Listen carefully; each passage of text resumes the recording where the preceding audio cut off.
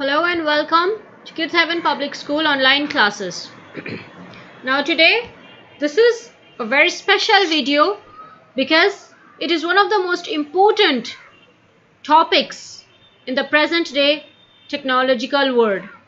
So, grade 11 from the NCERT book of Computer Science, chapter 3 with the title Emerging Trends. In the introductory class, I told you what emerging and trends refer to. So let us quickly now begin and see what we have in store. So, an introduction, we have seen that we have been using computers for quite many years, isn't it? It's been decades we have been making use of computers. But then we need new technologies. We cannot always just keep on typing and typing and typing. We need a technology that can do smart typing, that can just type whatever we say. Okay? We want a technology where our phone will just unlock by mere looking at our face or our eyes. We do not want to use our fingerprint to unlock our phone. So ये जो इस तरह की technologies हैं ना आजकल, ये trends हैं, ये वो नई चेंजेस हैं जो हमारे इस एरा में आ रही हैं, चाहती हैं, कुछ फेमस होके रह जाती हैं, कुछ यूज़ में आ जाती हैं, कुछ कभी कभी डिमिनिश हो जाती हैं क्योंकि वो परफेक्शन में नहीं क्लियर हुई थी. सो जो इमर्जिंग ट्रेंड्स होते हैं, it is called a state of the art technologies. ठीक है? और एक ट्रेंड दूसरी ट्रेंड से ज़्यादा पॉपुलर हो सकती है. सो सम ऑफ द इम्पॉर्टेंट ट्रेंड्स जो आजकल चल रहे हैं, जिनका एक बहुत बड़ा एंड गहरा असर पड़ेगा हमारी फ्यूचर इकोनॉमी पे, इनफैक्ट डिजिटल इकोनॉमी पे, हम उनके बारे में आज सीखेंगे. ठीक है? So to begin with the first one is artificial intelligence. अब आर्टिफिशियल एंड इंटेलिजेंस के मतलब मैं आपको ब्रेक डाउन कर चुकी हूँ, जिसका मतलब होता है मैन मेड थिंकिंग पावर. ये वो टेक्नोलॉजीज हैं जिनको बनाया तो इंसान ने ही है, लेकिन इनको इस तरह से प्रोग्राम किया गया है कि ये एक परफेक्शन के साथ रिस्पॉन्ड करती हैं. ठीक है? Now let's begin. Have you ever wondered how maps in your smartphone are able to guide you to take the fastest route to your destination by analyzing real-time data such as traffic congestion? अब देखें, आपके phones में Google map है, ठीक है, जो GPS जिसको हम कहते हैं, that's Google पोजिशनिंग सिस्टम. ठीक है? अब आपने इसे जब एक्टिवेट करते हैं एंड आप अपने डायरेक्शंस के लिए इसे यूज़ करते हैं, आप देखिए उसमें एक ऑटोमेटेड वॉइस आती है. एंड ऐसा नहीं है कि वो जो वॉइस है वो सिर्फ एक स्टेटमेंट बोलती है, वो हर जगह पे, सड़क के हर मोड़ पे एक डायरेक्शन देती है, इजंट इट? आप जहां भी होते हैं वो आपको उस लोकेशन के बारे में डिटेल्स देती है. ठीक है? ये इसे कहते हैं रियल टाइम. मतलब कि जो हमारा समय है उसके साथ साथ ऑटोमेटिकली वो रेस्पॉन्ड करता है. देखिए, अगर वो प्री प्रोग्राम्ड होता ना, तो उसमें क्या होता है, वो सिर्फ आपको एक मैसेज देंगे स्टार्टिंग में, उसके बाद वो आपके साथ कंटिन्यूसली नहीं चल पाएंगे. लेकिन वो रियल टाइम में है, मतलब कि वो एक कंटिन्यूस, एक प्रोग्रेसिव तरीके से हमारे साथ चलेगा वो मैप.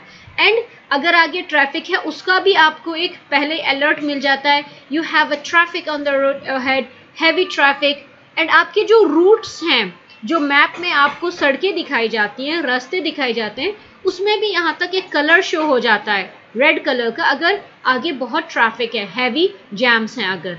ठीक है? सो इस तरह की जो चीज़ें होती हैं ये आर्टिफिशियल इंटेलिजेंस होती हैं. ओके, अब एक चीज़ और देखें. आई नो आप सभी सोशल नेटवर्किंग साइट्स पे काफ़ी एक्टिव हैं. सो फेसबुक पे आप एक फ़ोटो अपलोड करते हो. ठीक है?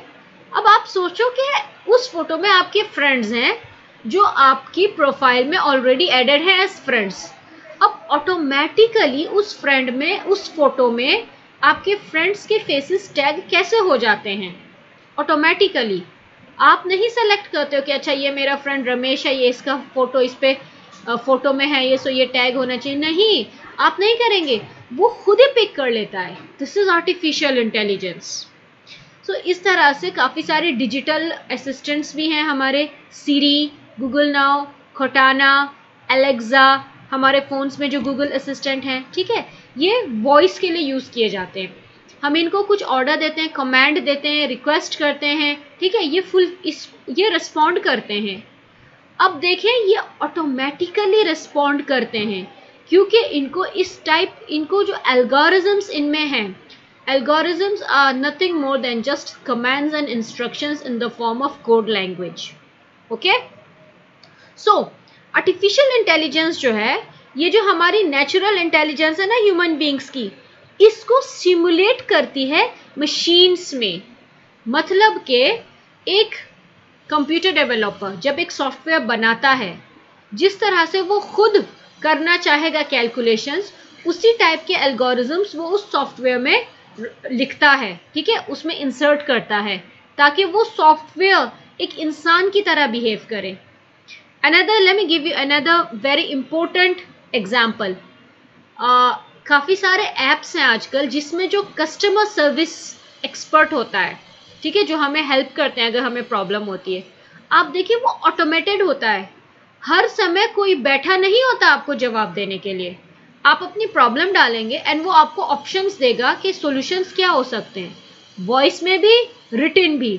So this is a digital method, ठीक है, ये आर्टिफिशियल इंटेलिजेंस है क्योंकि वो ऑटोमेटिकली प्रोग्राम्ड हुआ है। सो यू सी, हमारा जो मेन मकसद है आर्टिफिशियल इंटेलिजेंस के पीछे वो यही है कि जो भी हमारी मशीन्स हैं, जो भी हमारे इंस्ट्रूमेंट्स हैं, जो भी हमारे गैजेट्स हैं, they have to think, behave and respond like a human being, तभी उसमें आर्टिफिशियल इंटेलिजेंस सक्सेसफुली इंसर्ट की जाती है। अब देखिए, एक नॉलेज बेस बनाया जाता है सबसे पहले। अब नॉलेज बेस क्यों बनाया जाता है? ताकि जो भी हम जो बना रहे हैं आर्टिफिशियल इंटेलिजेंस की, जो हम मशीन बना रहे हैं, अगर उसमें एक बेस होगा तो हम आगे के एल्गोरिथम्स आसानी से उसमें प्रोग्राम कर सकते हैं। एंड AI जो है, that is artificial intelligence, can also learn from past experiences और outcomes to make new decisions. ये क्या होता है कि हमने देखा होगा कि बहुत साल पहले रोबोज होते थे, पर वो रोबोज मूवमेंट तो कर लेते थे, पर they didn't have an intelligent mind. वो बहुत जल्दी आसानी से रिस्पॉन्ड नहीं करते थे। सो अब जो डेवलपमेंट के साथ जो एक नई टेक्नोलॉजी उभर के आई है, इसमें जो हमारे आर्टिफिशियल इंटेलिजेंस के रोबोज क्रिएट किए गए हैं, डेवलप किए गए हैं, वो अपनी इंटेलिजेंस यूज करके रिस्पॉन्ड करते हैं। ऐसा नहीं है कि हम उसमें एक सवाल इंसर्ट करेंगे एंड उसके लिए एक फिक्स्ड जवाब भी इंसर्ट करेंगे, नहीं, वो अपनी ओन इंटेलिजेंस से ऑटोमेटिकली जवाब देते हैं। Okay, this is just a brief introduction still about artificial intelligence. अब इसमें हम आगे देखते हैं, वी हैव मशीन लर्निंग, ठीक है, machine learning. Now machine learning is a subsystem of artificial intelligence wherein computers have the ability to learn from data using statistical techniques without being explicitly programmed by a human being. It comprises algorithms that use data to learn on their own and make predictions. Machine learning, ठीक है? Machine language क्या होती है पहले? Let us get to the root. Machine language is the language a computer can understand. When we talk about a computer here, we are referring to the electronic gadget, not only our desktop computer or laptop computer. नहीं, जो भी हमारी electronic gadget है, हम इस वक्त उसको computer नाम देंगे। एंड जो लैंग्वेज वो समझता है वो है मशीन लैंग्वेज, ठीक है। सो जब इन कंप्यूटर्स की एक एबिलिटी होती है डेटा से सीखने की, डेटा से समझने की, that is called machine learning. हम सिर्फ एल्गोरिथम्स इंसर्ट करेंगे, मशीन खुद पिक करेगी, मशीन उसे खुद समझ लेती है क्योंकि वो प्रोग्राम हुई भी होती है। आई नो ये चीज़ें थियोरेटिकली थोड़ी कंफ्यूजिंग होती हैं, लेकिन आप अगर थोड़ा सा ध्यान लगाएं, आप थोड़ा सा इसे इमेजिन करने की कोशिश करें दैट यस, एक डिवाइस है, स्मार्टफोन है हमारा, इसमें मैं गूगल असिस्टेंट खोलता हूँ, मैं इसमें बोलता हूँ एंड वो मुझे रिस्पॉन्ड करिए, कैसे हो सकता है? This is a digital technique, this is artificial intelligence. ये नेचुरल नहीं है, ये कोई जादू नहीं है, this is man made thinking power. Okay, so these algorithms called models are first trained and tested using a training data and testing data respectively. After successive trainings, once these models are able to give results to an acceptable level of accuracy, they are used to make predictions about new and unknown data. और ऐसा नहीं है कि testing नहीं होती है. You can't imagine it takes a very long time to create just a simple robo. Robots जिसे कहते हैं, we call it robo. For example, एक रोबो डेवलप करना है हमको, हम उसे एक ह्यूमनॉइड की शेप में देंगे, ठीक है. I will tell you what is a humanoid. हम उस पर कंटिन्यूसली टेस्ट्स करते रहेंगे, ठीक है. हम कोशिश करेंगे बात करने की रोबो से, रोबो का क्या रिस्पॉन्ड होता है हम वो देखते हैं.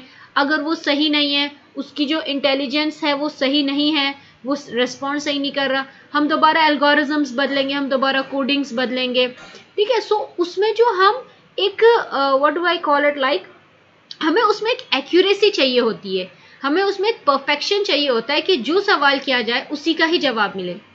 अगर हम सवाल करते हैं how old are you and robo हमें जवाब देता है यू आर 10 years old, देखिए this is a mistake here. So इसलिए हमें बार बार टेस्ट करना पड़ता है. जो भी हम उसमें कोडिंग डालते हैं, जो भी हम उसमें टेक्नोलॉजी फिट इन करते हैं, we have to keep on testing again and again. And after our successful testing then we begin training. अब टेस्टिंग एंड ट्रेनिंग का फर्क समझ लें जल्दी से. मशीन लर्निंग में जब हम टेस्ट करते हैं तो हम कोडिंग इंसर्ट करते हैं, कोडिंग टाइप करते हैं अपने प्रोग्राम के लिए, ठीक है, एंड उसे रन करते हैं. अगर वो सक्सेसफुली रन हो जाता है तो हमारी टेस्टिंग कंप्लीट है. Excuse me. जब हम ट्रेन करते हैं मतलब हम उसे प्रैक्टिकली अप्लाई करते हैं.